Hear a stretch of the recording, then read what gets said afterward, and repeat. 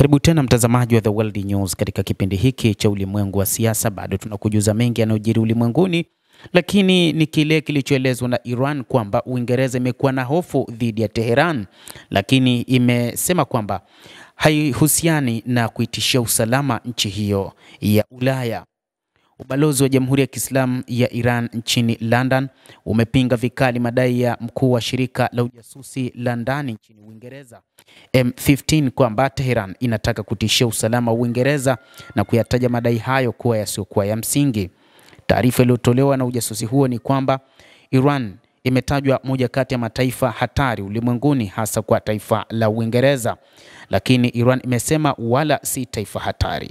Uingereza imekuwa ikihofia Iran, lakini licha ya kwamba mkuu wa idara ya M15 hakutaja sababu za msingi za kwa nini Iran imekuwa ni tishio kwa usalama wa Uingereza. Ubalozi wa Iran mjini London nchini Uingereza umetoa taarifa na kukanusha madai yaliyotolewa na Ken McCallum siku ya juzi, ambapo ameituhumu Iran kuwa inahusika katika kile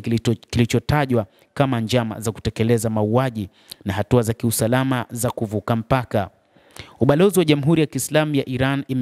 umetoa taarifa iliyoelezea kuwa unakanusha vikali na moja kwa moja taarifa hizo zisizokuwa na msingi na wala mashiko.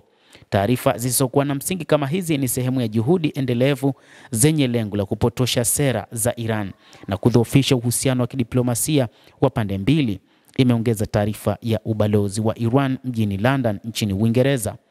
Ubalozi wa Iran nchini Uingereza pia umetoa taarifa baada ya mkuu wa shirika la M15 kudai kuwa askari wa usalama wa Uingereza walizuia operation 20 zilizohusishwa na Iran katika ardhi ya Uingereza mwaka uliopita, madai ambayo Tehran imeyakanusha na kuyataja kuwa ni sehemu ya kampeni inayoendelea ya upotoshaji na kuichafua Tehran.